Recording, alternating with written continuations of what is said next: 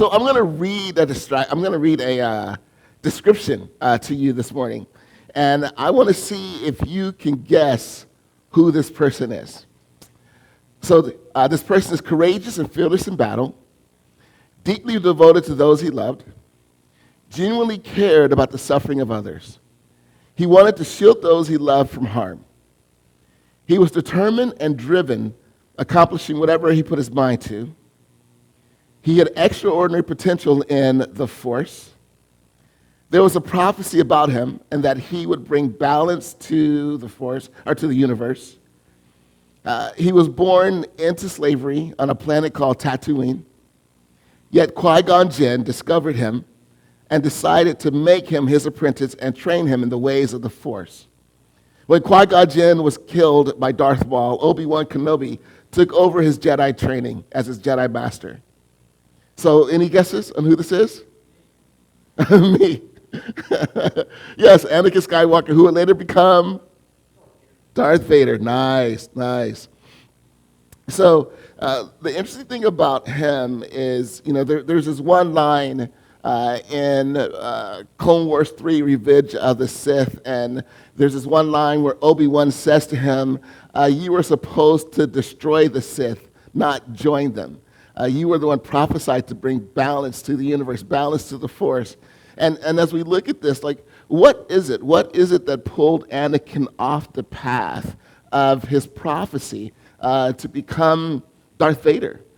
And the reality is, it kind of started off sometimes for him in with a good heart, in this sense that he wanted to protect those he loved. There was this fear that he had about what would happen to them, what would happen with death. And so part of the reason why he wanted to master the usage of the Force was so that he could be able to prevent his loved ones from suffering and ultimately be able to prevent his loved ones from dying. And so as a result of that, Emperor Palpatine, right, comes along and he begins to kind of feed into Anakin's fear. And eventually we see that Anakin does become stronger in the Force, but unfortunately he's tempted to the wrong side of the Force. That temptation causes him to turn against those he loved. It causes him to commit the crime of killing the innocents. There's a whole slew of just faults that happen.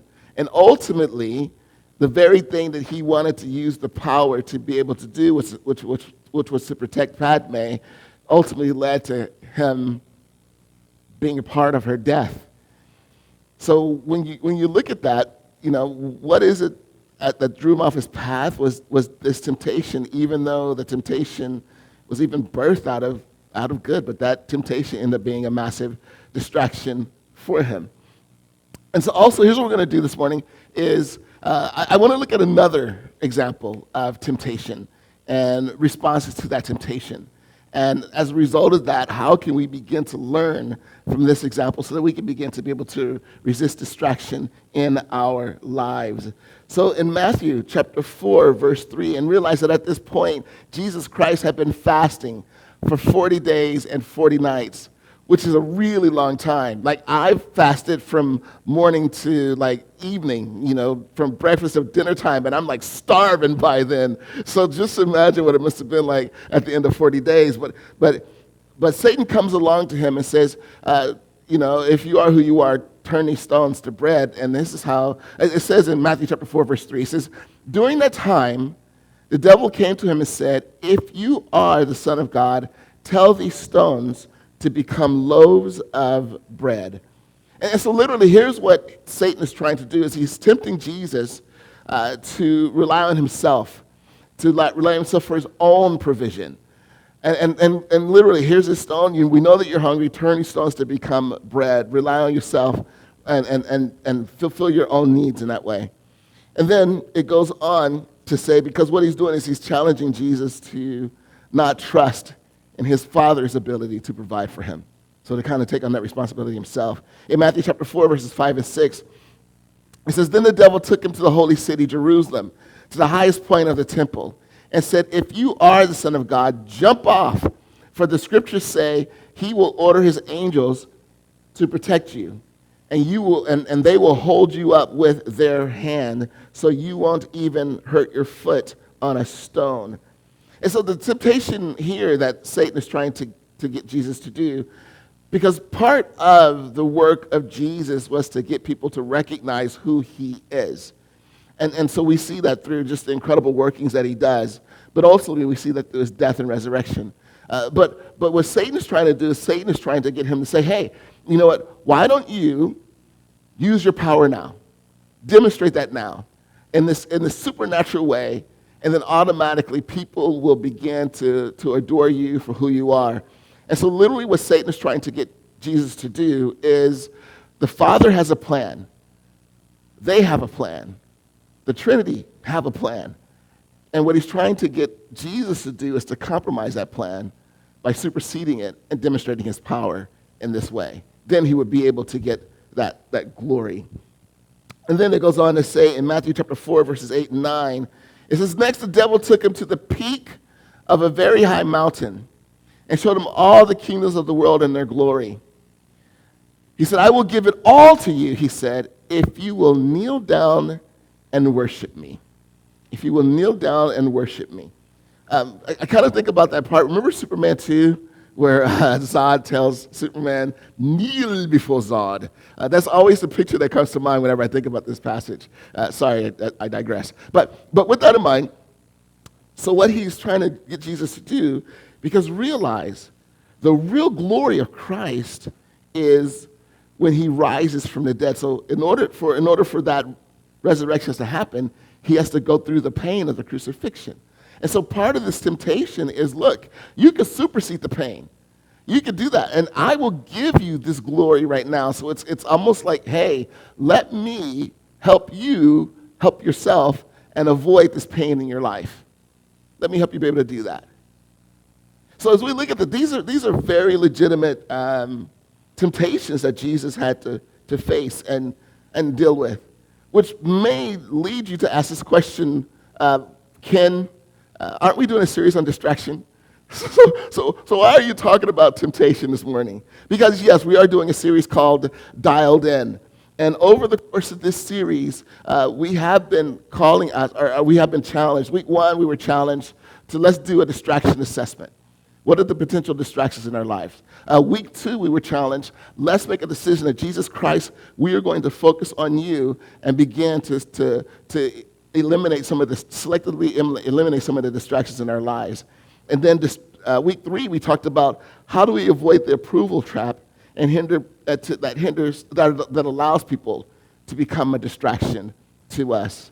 And then week 4, we had a guest speaker, my friend Lon, who came and reminded us that we can't allow fear and control, because those can become distractions in a way. And we see that's exactly what happened with Anakin, that those can become distractions and that pull us away from God as well. And so this week, why am I talking about temptation? Because there's a point that I want to make, and you can see that right on the screen here, and that is simply this. Another word for temptation is distraction. Another word for temptation is distraction. Because literally that's what Satan is trying to do through tempting us, is he's trying to pull us off our path. He's trying to pull us off the journey of being able to love God. He's trying to pull us off the direction that we were created for. There's a compromise that he's trying to get us to make, and as a result of that, it pulls us off what it is that we desire to become and do. So, and what God ultimately desires for us to become and do. So in this series, one of the things we've talked about is this series is inspired by a book called Undistracted by a guy named Bob Goff. And there's a statement that he makes in the book that I thought was really powerful, and you can see this right on the screen here. It says, if you only learn half truths, you can only live half a life. To live fully, you need the whole truth about who you are, because only truth will make you clear-eyed about where you are going. And here's the thing. How was Jesus able to resist the temptation of Satan? He knew his purpose. He knew who he was. He was confident in that. And so as a result of that, he would not allow Satan to derail him from what it is that he felt like was his mission here on earth to do. So going back, let's look at the responses of Jesus. So in turning stones to bread, here's what Jesus said in Matthew chapter 4, verse 4. It says, but Jesus told him, no, the scriptures say, people do not live by bread alone. That's huge. By bread what? Alone. That's significant. It says, but by every word that comes from the mouth of God. So literally what Jesus is saying is, this bread may satisfy my physical hunger, but it will not satisfy my true hunger. Only God can do that. So therefore, ixnay on the ed bray. Like, I am not going to do this. I'm not going to compromise in that way. So that's, as we look at that, and then of course, he says, well, here, let me take you to the top of this temple, and you go for your own honor and this whole thing. And so when he does that in Matthew chapter 4, verse 7, it says, Jesus responded, the scriptures also say, you must not test the Lord your God. See, here's what Satan is doing. Satan here is utilizing a proper method that he has used for temptation since the beginning of mankind. And so we see that he tempted Eve with this. In Genesis chapter 3, verse 5, it says, here's what he said to Eve. God knows that your eyes will be open as soon as you eat it, and you will be like God, knowing both good and evil. So literally, he's saying to Eve, God's holding out on you. God's holding out on you. And so with the temptation that he has for Jesus is your Father holding out on you with this plan?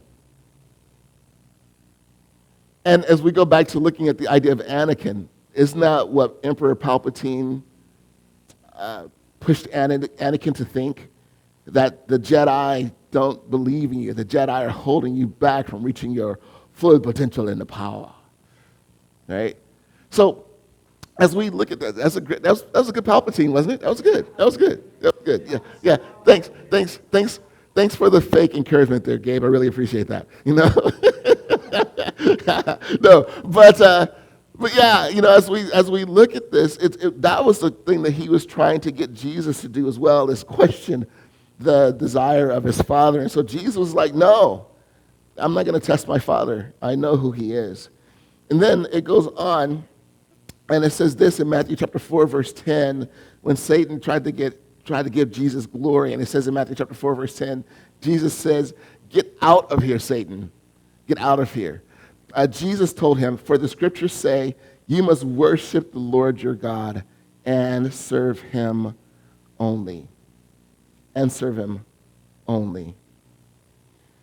So if you really want to beat distraction and temptation in your life, again, it goes back to spending time in Scripture, beginning to recognize who God is and what God says about who you are, being able to recognize that, because that really is the key for us being able to truly see change happen in our lives. And so that's what we're going to look at today, is how can we be able to do that? And we'll look at what it is that God has called us to do in being able to see this change happen in our lives. Because here's the thing that is important for us to understand. Temptation and distraction gain power when you don't know who you are. Temptation and distraction gain power when you're not living your life according to purpose. When you're not, and remember, we said this when it comes to purpose. We said every single one of us have a purpose. Even if it's something as simple as love God, love others, love yourself. If we're pursuing living that life of love, now, in pursuing that life of love, some of us may figure out, like, wow, this is how God specifically wired me to demonstrate his love, to draw his love to others, draw others to his love. Great if that's your story. But some of us may not discover that. But here's the thing, is we can still be able to be an incredible influence in showing his love and being able to demonstrate that. We can still be people who are incredibly and deeply connected with God and who he is. And in the process of doing so, we get an opportunity to discover who we are. And the stronger that we understand, or the greater that we understand who we are, then the easier it will be for us to be able to say to temptation and distraction, no, I will not go down that path. My life is meant for something more. I am designed for something greater than that. I'll tell you my motivation for me. Um, there was a point in my life where I had failed miserably. And I was hanging out with a friend, and we were together, and he just wanted to get together with me and pray with me. And as we were praying together, I closed my eyes, and God gave me a vision of the future me. And the future me that I saw was someone who was powerful, used by God in incredible ways. I saw someone who was confident. I saw someone who knew who he was. I saw someone who was deeply connected with God and his relationship with him. And so ever since I've had that vision, I've been looking at how do I pursue that and also beginning and allow myself to hold on to that. Because I think that that is a gift that God has given me. But I think the reality is I'm not the only one with whom God has a vision. Like he has a vision for every single one of you and the way that he can use you and use your life powerfully as well. But here's the thing that I've found, and I'm sure you all will agree with me in this. Change is a battle, isn't it? Change is a battle. Matter of fact, we can begin to change that song. Instead of, love is a battlefield, right?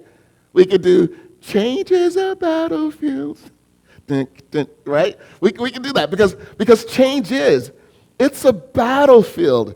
And could you understand, I'm sorry, that singing was horrible. That's why Gabe does the singing and I play the cajon. But with that in mind, as we look at this prospect, have you noticed that when you decide to get your life in order, when you decide, I want to remove the distractions out of my life, when you decide, I have discovered what my temptations are, and I want to begin to eliminate those out of my life, have you noticed that when you decide to do so, it seems like temptation ups its battle for you? Have you noticed that? Have you noticed that it seems like, for example, if looking at distraction, you decide, I am going to stop scrolling on my phone, and I'm gonna reallocate my time and use that for God. And we make the decision to do that, but then somehow we look over, and the next thing we know, we've been doom scrolling on TikTok for 2 hours. Or I'm going to utilize my time and not watch so much television. But then somehow the remote finds its way into your hand. And the next thing you know, you're shifting through 17 apps trying to find something that you can watch on television. Or maybe your temptation is stronger than that. And that's a distraction in your life. Maybe the temptation is lust. Maybe the temptation is money. Maybe the temptation is success. Maybe the temptation is power. Maybe the temptation is security. Maybe the temptation is control. Maybe the temptation is to find peace in the midst of your fear.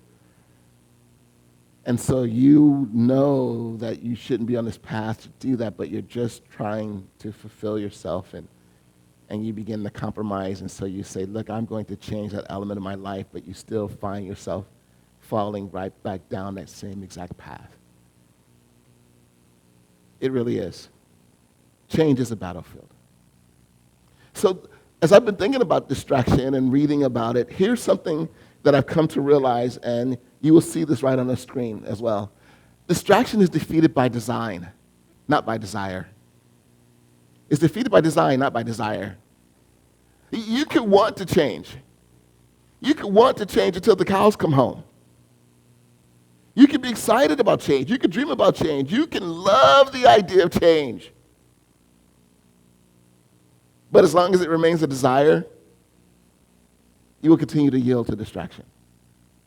You will continue to yield to distraction. So what we're going to do is we're going to look at a passage. This is a guy in the Bible that wrote most of the second half. His name of the Bible, of the New Testament, I should say.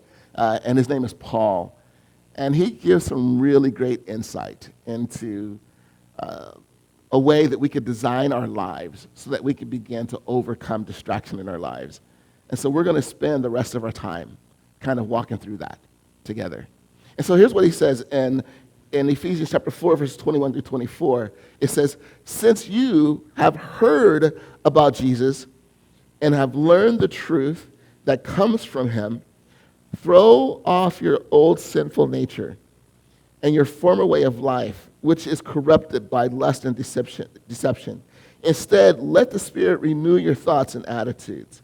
Put on your new nature, created to be like God, truly righteous and holy. So this is the Bible's formula for change. Why? Because, again, distraction is defeated by design, not by desire. So here's the first step.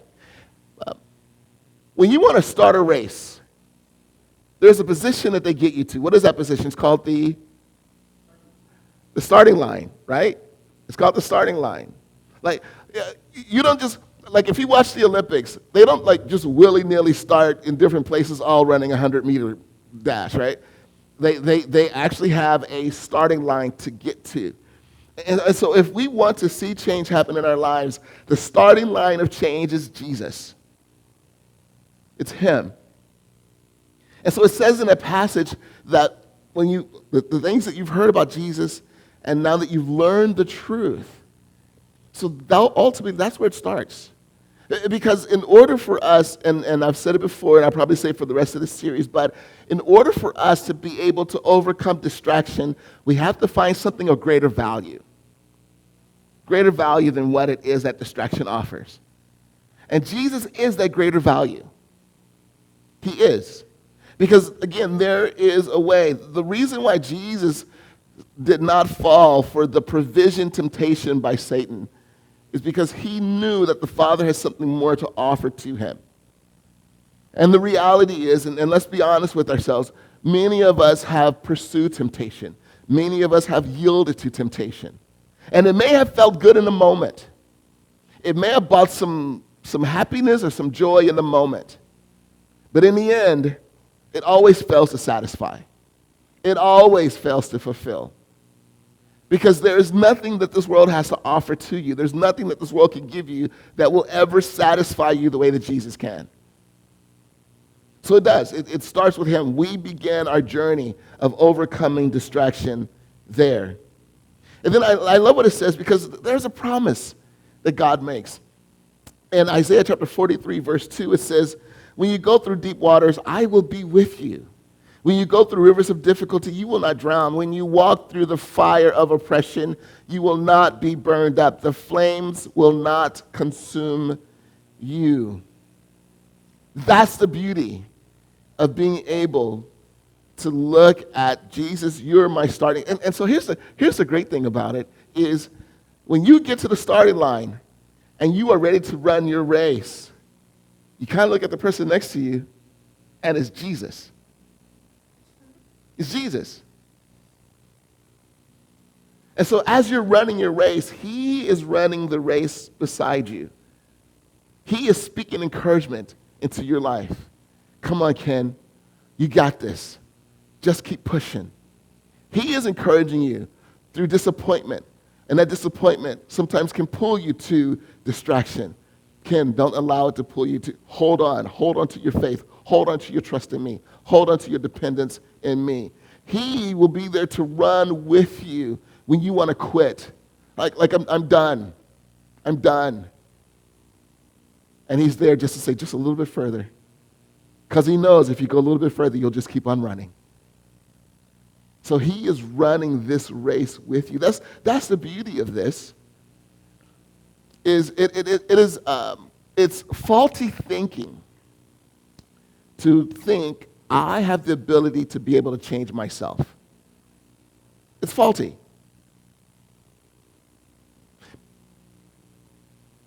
But let's say you do. Let's say you do find a way that you can overcome that area of your life. You know what I found, though? There's always another area, right? As soon as you begin to grow in one way, another area manifests itself that you need to work on. And then you begin to work on another area manifests itself, and then another area manifests itself. The reality is we cannot change all the areas of our life alone. So we need Jesus if we are going to be able to overcome. So it starts with him, the truth in him. Why? Because, again, this distraction is defeated by design, not by desire. And then it says in that passage, it says, cast off your old sinful nature. Cast off. So again, many of you know that last week I wasn't here because Xavier celebrated his I am old enough to have a 21-year-old now. That's just crazy. So Xavier celebrated his 21st birthday. And so on Saturday, we rented a boat because when Xavier was 14, we went to the same lake when he was 14. And there's this area towards the back of the lake you needed a boat to get to. There's this area towards the back of the lake that we had gone to. And it's really funny because we have a story there. There's one point where Xavier's trying to get by faith. And some people say he pushed faith. He says he didn't, but somehow faith ended up in water. Somehow. But that's kind of a story that we bounce around. It's a lot of fun. But with that, in this one spot, Xavier caught this massive trout. I mean, it was probably about that big. It was huge. And so that was a spot that we wanted to go back to for fishing. So the interesting thing about that was we go to that spot and we look, and it looks different. And we're trying to figure out because this is the inlet. This is where we went. But we were able to land the boat a little bit further up, and then we realized, because when we took Xavier there, it was 7 years ago. And then it hit us how much the water has receded in the lake in 7 years. So the spot where Xavier caught the fish is just all rocks now. It's completely dry. But we still stayed in the area. And the cool thing is birthday boy caught a fish that day, which was really exciting. And then Faith ended up catching 2 fish. And then Xavier's girlfriend, Samantha, caught the biggest fish, which is really funny because it was just fun. We had a really great time. But I say all that to say this. The scriptures say throw off your sinful nature. The same Greek word that is used for throw off could also mean cast off. So when you think about it this way, when you fish, right, you take your fishing line, and then you what? You cast, right? You cast. Now, here's what we have a tendency to do, is we cast, and we get out there, and we go, ooh, I feel something, right? So then we reel it back in. We reel it back in, and the only thing that we've caught is our bait. There's nothing on the line. So then what we do is we go, and we cast again, and then we're hoping to catch something. And then maybe you feel a little nibble. So you're like, oh, and then you reel it back in, and you're excited. But then once you get it back on the boat, you realize your bait is gone. But here's the interesting thing about this, and when it comes to casting off, here's what the scripture is encouraging us to do, is take our pole, cast, allow it to drop in the water, and then take some scissors and cut the line. That's what it's encouraging us to do. Cast off your old nature. Why? Because it's old. In other words, if it's old, that means it's not a part of you anymore. That's not your nature anymore. So here's the question, is if this is not my nature anymore, then why do I still hold on to it? Why do I still try to find fulfillment in it? Why do I not let it go?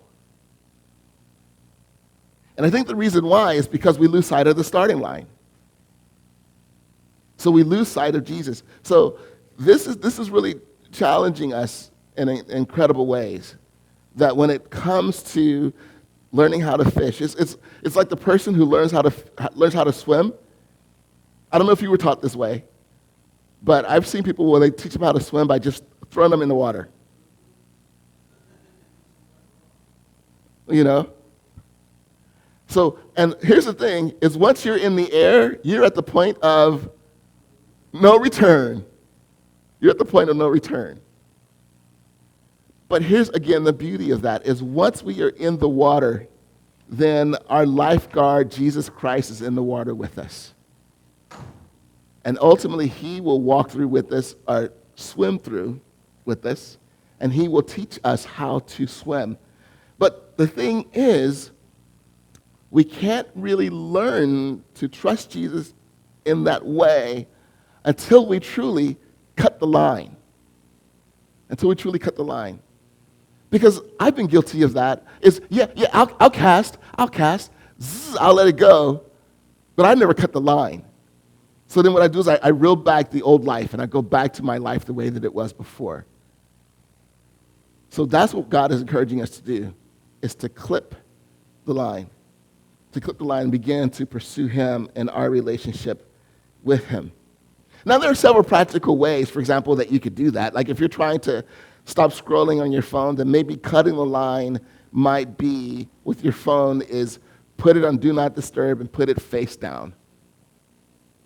Maybe even remove it from your desk altogether so you're not tempted to pick it up. If you're trying to cut the distraction of television, maybe move to a different room. Or move your remote to a different room. But don't forget about it, because if you move your remote to a different room, your wife eventually is going to need it, and she's going to get mad at you for moving it to there. I'm just telling you that. But that's the thing about it, is you want to make sure that you're trying to begin to take steps to remove the temptation. And so that's the element that you want to begin to look at. What are practical things that I can do in my life to remove the temptation that continues to constantly cause me to go down the same path that I go down? What are some practical things that I can do to begin to cast off? And some of the things that we may be able to do is, there's a really great book called Atomic Habits. And one of the things that he encourages people to do in that book is this: if you want to build new habits, is to kind of progressively build yourself to go in that direction. So, for example, one of the things that he would say is, if you want to start running, let's say you decide you want to start exercising or walking, but if you want to start doing that, he would say one of the best things to do that is start by just sitting out your walking clothes and let that be a reminder. Then maybe the next progression might be put the walking clothes on. Because now from there it's like, well, I got the clothes on, I might as well go. And then maybe what you do is you start out and you start walking a block. And then you realize, well, I'm already out, I might as well just go ahead and keep on walking. And you kind of begin to build healthy habits into your life that way. So maybe begin to look at your life. What are some simple, practical things that I can do so that I can begin to leave my old nature and pursue what God has called me to do? So pursue. So cast it off. Why? Again, because distraction is defeated by design, not by desire. And then it also says in the passage, it says, let the Spirit renew your thoughts. Let the Spirit renew your thoughts and attitudes. Because here's the thing that's important for us to understand too. Change is a partnership. It's a partnership. I can't change on my own. I've tried it. It's a partnership. Now here's the beauty of that partnership. Imagine that you want to build a business. And so you step into a partnership with someone. And that person says to you, look, I know that you want to build $1 million business. So here's what we're going to do. Is I'm going to partner with you, and I'm throwing in $2 million to start it.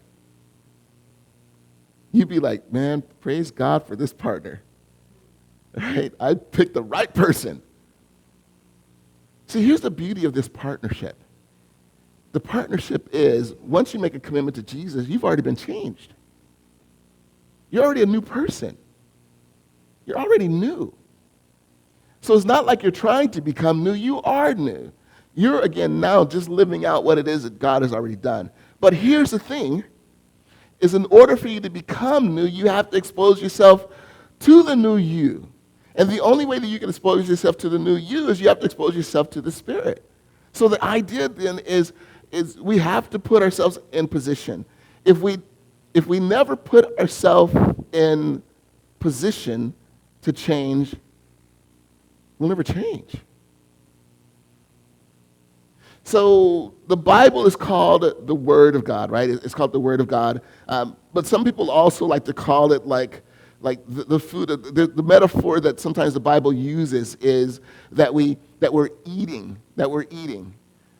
And here's the reality: is Jesus cannot lead where you do not feed.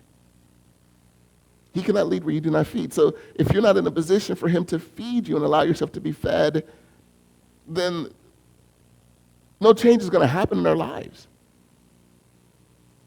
That's why it's so important for us to spend time in God's Word. That's why it's so important for us to pray. I would encourage you when you come to church. When you come to church, don't just be a passive listener to the messages or anything like that. I would encourage you, bring pen, bring a paper, bring pen and a paper. I reverse those in my head. But bring a writing utensil. And then as you're listening to the message, if something hits you, write it down. Also, feel free to utilize your phone. I won't be offended by thinking, that boy's texting. I'm not worried about that. So if you hear something that inspires you, open up the notes section on your phone and type it in there. Or enter it in. And then what you do is take it later and kind of process it, digest it, walk over it, walk through it. Utilize these tools. So it's so important that if we really want to see change happen in our lives, we have to allow ourselves to be where the Spirit can feed us. Spend time with him. Connect with him. And I do want to say this, if you're someone who's here, you think, Ken, I like that, but I've never read through the Bible before, then here's what I would encourage you to do. Just start with the Gospel of John. Just start there, which is the fourth book of the New Testament, or the second half of the Bible. Start with the Gospel of John. And then once you're done with John, if you need any advice, talk to me, and I'd be more than happy to give you some advice on where you can continue to read so you can be able to grow in your relationship with him.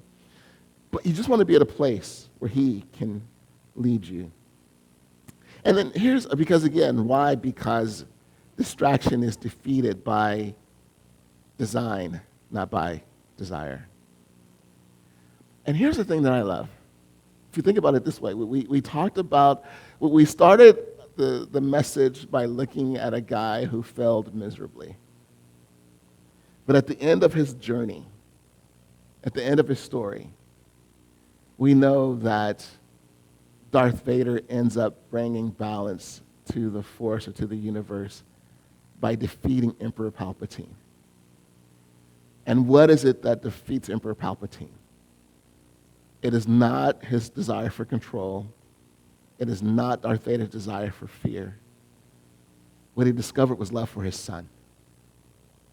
And he saw his son being tortured by Emperor Palpatine and reacted in love for his son.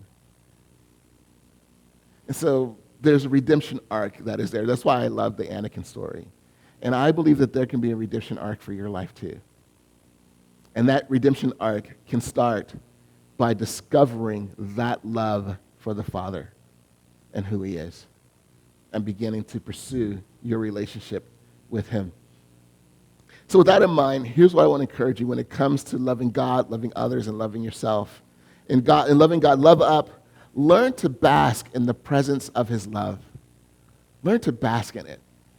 I never knew what basking was until my son, when he was younger, he got a gecko. He had a leopard gecko, I think it was. But what would happen is we'd have the light in his terrarium, and you would see that the gecko would just go and just kind of sit in the light and just kind of bask in its warmth. That's what I want to encourage you to do in your relationship with God, is bask in his presence. Bask in the light. Love out. Invite someone that you trust to help you on this journey to change. Sometimes it helps to have a person that we can kind of walk through this together. But make sure it's someone that you trust. Make sure it's someone that's trying to change and grow as well. But invite them. Hey, this is something that I'm working on. Especially if you know they're working on things in their life too, then invite them. Partner. Do this journey together. Hopefully it's someone that's pursuing God in their relationship with him. And then invite them. Hey, let's pray together. Let's look at how we can continue to grow together and develop together. Invite someone. And then love in. Be patient with yourself on this journey of overcoming your distractions. If you've had something that's been a distraction in your life for the last 38 years, it's going to take you time to overcome it. And I think sometimes what we have a tendency to do is we have a tendency to over-focus on our failure, and then we give up. We quit. So what I want you to do is I want to encourage you, if you do fail, come before God. God, I blew it. I made a mistake. And then what you do is you do this. Now, God, how can I use it? How can I learn from my failure? What can I do differently? How can I grow? God, help me. Give me insight into the steps that I can take. And continue to process and grow and develop in your relationship with him. But the ability to overcome distraction, you don't overcome a distraction overnight. Many of us are just not that disciplined. We're not. Some of us are. Some of us can make a decision and boom, we are moving in a new direction. And praise God if that's your gift. I'm completely jealous of you. But some of us, it's a movement, it's a process. And so we have to be willing to start the process. And like I said, along the process, when you fail, don't quit, don't beat yourself up, get back on the journey and keep processing and keep moving forward as well. Father, I thank you